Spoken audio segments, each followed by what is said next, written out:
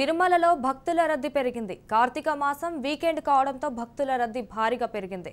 నిన్న శ్రీవారిని 70,686 మంది భక్తులు దర్శించుకోగా శ్రీవారి హుండీ ఆదాయం 3.2 కోట్లు వచ్చింది.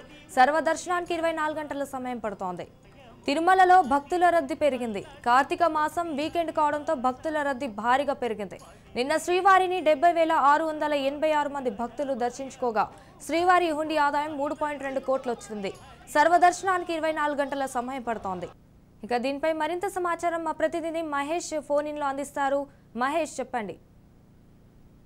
సంజన, ఏదైతే గత 3 రోజులుగా భక్తుల రద్దీ గణనీయంగా పెరిగిందని చెప్పుకోవచ్చు. ఏదైతే కృష్ణనూరు అమ్మవారి కార్తీక బ్రహ్మోత్సవాల సందర్భంగా కూడా భక్తులు గణనీయంగా పెరిగింది.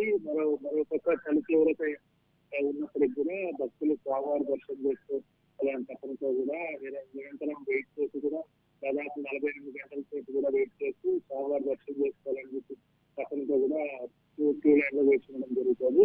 మరోపక్క టీటీడీ అధికారులు కూడా ఈ భక్తుల రద్దీ దృష్టిలో పెట్టుకొని కూడా నిరంతరం స్వామివారి ప్రసాదాలు పాలు భక్తులకు అందజేయడం జరుగుతుంది. మరొక టీటీడీ కూడా నిన్న స్వామివారికి కూడా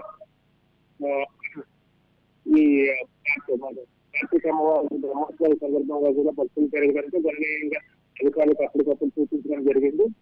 నిత్యం కూడా ఏర్పాట్లు కూడా గణనీయంగా చెక్ చేస్తూ కూడా ఎటువంటి లోటుపాట్లు లేకుండా చూస్తున్నారు.